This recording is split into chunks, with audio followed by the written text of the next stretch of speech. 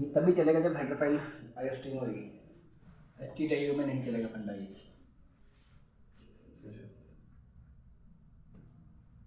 ठीक है, अब आगे चलते हैं। आगे हमारा आता है कॉपी कंस्ट्रक्टर।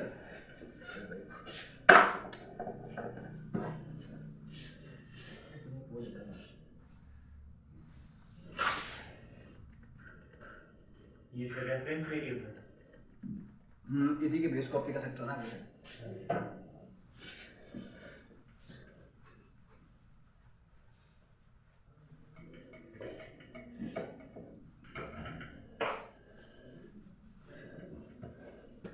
कॉपी कंस्ट्रक्टर,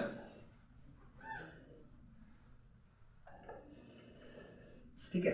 तो यहां पर सबसे पहले हमारे पास आएगा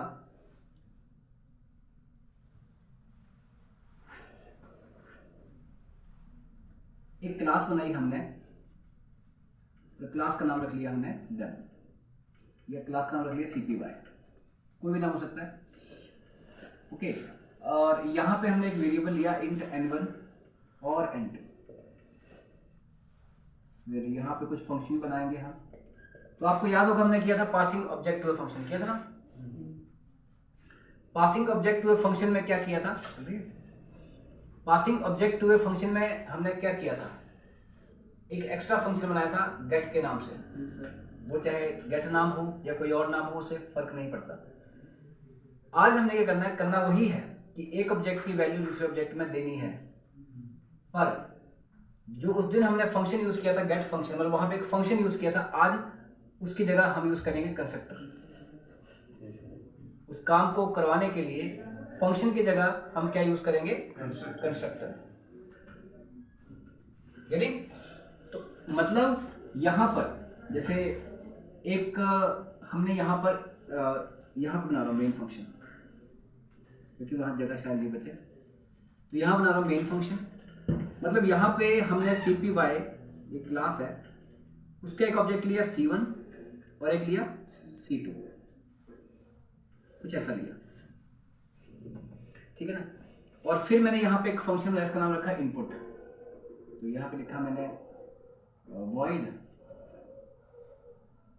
इनपुट।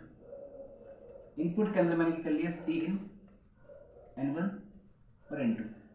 वो आपने लिखे नहीं, बड़े बड़े statements, enter first number, enter second number, आपको मर्जी है। फिर यहाँ पर हमने क्या किया, c1 डॉट इनपुट कॉल किया, जो उस दिन भी किया था हमने, लिखना नहीं है अभी, ठीक है ना। आ जाओ आगे, आ जाओ।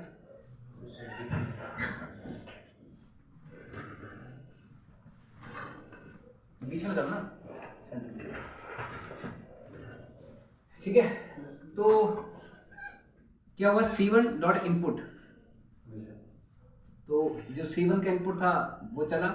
तो c1 जो ऑब्जेक्ट है उसमें वही सेम चीज़ की, c1 जो ऑब्जेक्ट है उसमें एक आया होगा n1 और एक आया होगा n2, ठीक है ना, वो उसमें आ चुका होगा। और इसमें जो भी आपने इनपुट करवाना है, तो यहाँ पे जैसे मान लो एक में 10 आ गया, एक में 20 आ गया। एक है c2 ऑब्जेक्ट, तो हम चाहते हैं c1 की वैल्यू जो है वो c2 में कॉपी हो जाए, ये हम चाहते हैं। और जब c2 को डिस्प्ले करें तो वो डिस्प्ले करके दिखा देते हैं। जैसे मान लो एक फंक्शन बनेगा void डिस्प्ले, और यहाँ पे क्या कर देंगे हम, cout n1, थोड़ा सा स्पेस देंगे, और n2, ये कर देंगे। ये कर देंगे। तो हम चाहते हैं कि ये वैल्यू डिस्प्ले भी हो जाए, जैसे n1 किया और n2 किया, ठीक है ना। तो इसके बाद क्या करेंगे आप,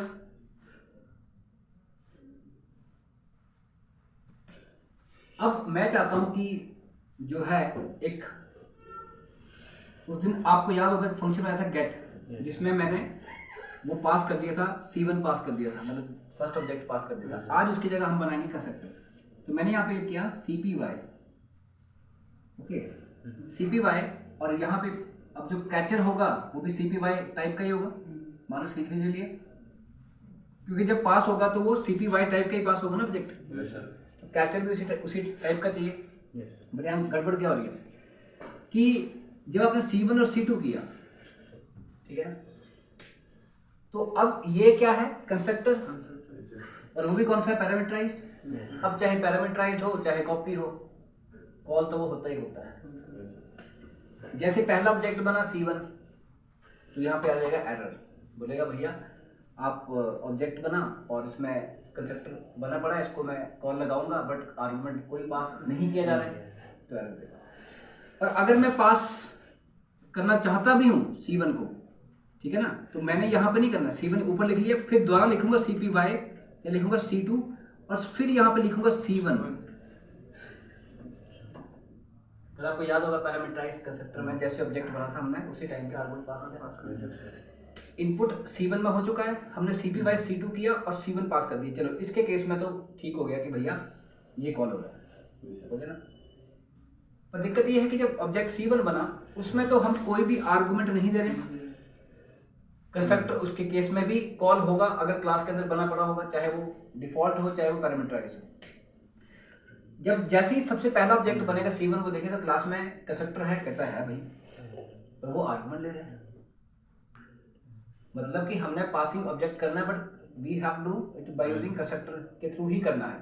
पर जब हम ये करने लग रहे हैं तो दिक्कत आ रही है ये कि जब हम एक ऑब्जेक्ट बना रहे हैं C1 और ये बनाया हुआ कंस्ट्रक्टर है पैरामीटराइज, उसमें दिक्कत ये आ रही है कि जब C1 बन रहा है तो उसको कॉल लगा रहा है, उसको उसके पास आर्गुमेंट नहीं है। बाद में देखा जाएगा इसके पास पहुंचेगा तो बात की बात है, इसके केस में तो दे ही रहा हो। और हमें ये वाली चीज चाहिए भी है, इसको तो हटा नहीं सकते हम, और हमें एक ऑब्जेक्ट बनाना भी पड़ेगा सिंपल, जिसको हमने पास करवाना है। तो इसके लिए सेटिस्फाई करने के लिए मुझे क्या करना पड़ा, मैंने एक और बना लिया कंस्ट्रक्टर, कौन सा, डिफॉल्ट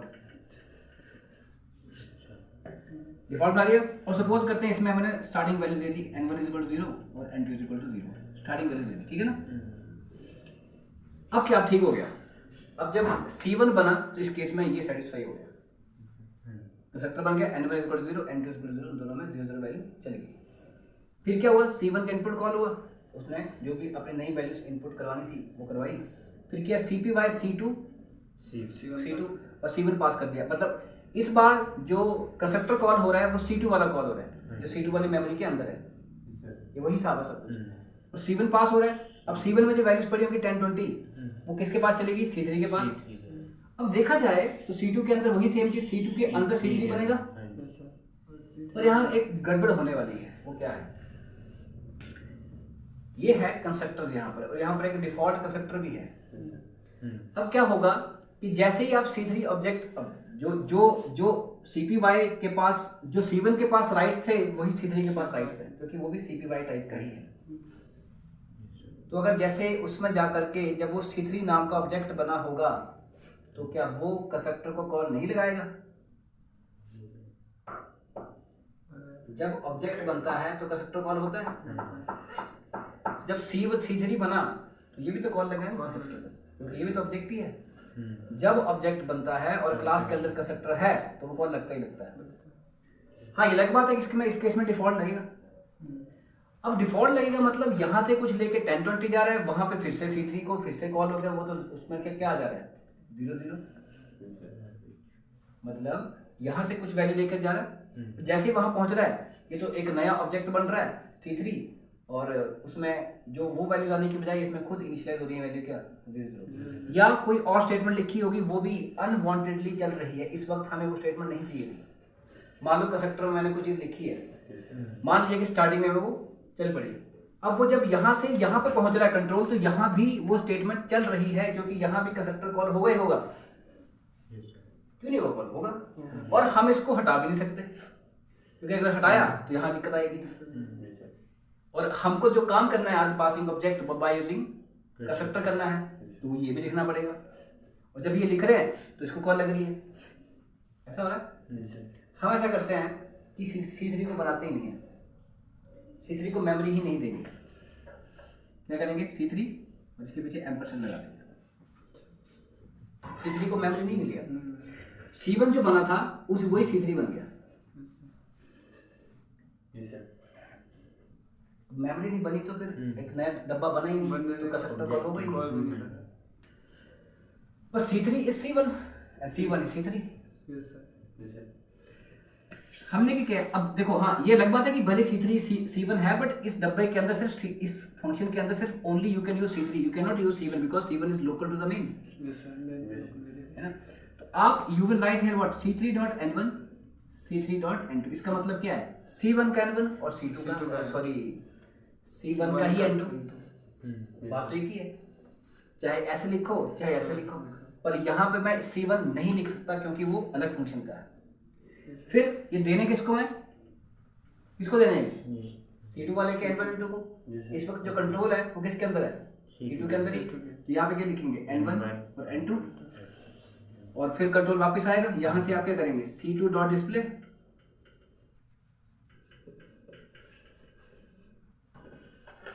बात समझ आई। इसमें क्या हो रहा है, अब this constructor is being used to copy the value from one object to the another object, that's why it is known as a copy constructor. है ये पैरामीटराइज्ड ही है, तो इसको हम क्या बोलेंगे technically, this is a copy constructor. अगर समझ नहीं आया तो पूछ सकते हैं। शरीर C1 इसलिए बना ना क्योंकि वहाँ पे आर्गुमेंट C1 का पास हो रहा है, इसीलिए वो ये? जैसे नीचे वाला ये क्यों लिखा, हाँ नहीं ये तो लिखा ना, बट वो जो आपने %C3 लिखा तो उसकी वैल्यू C1 को, हाँ तो जो चीज पास हो रही है ना हाँ जी, वो उसकी उसी का वैल्यू एलियास बनता है ना, हाँ जी तो C3 is the alias of C1, हाँ जी ठीक है ना। बहुत लोगों को कम समझ आता है।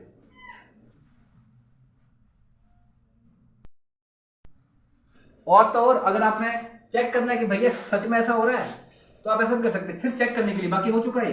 आप क्या करो यहाँ पर C3.n1 इज इक्वल टू 100 कर दो, कर दिया, और जैसे कंट्रोल यहाँ वापस पहुंचेगा, ओके आप क्या करोगे, हाँ इसके लिए आपको सिर्फ ये करने चेक करने के लिए इसको पब्लिक करना पड़ेगा ऊपर।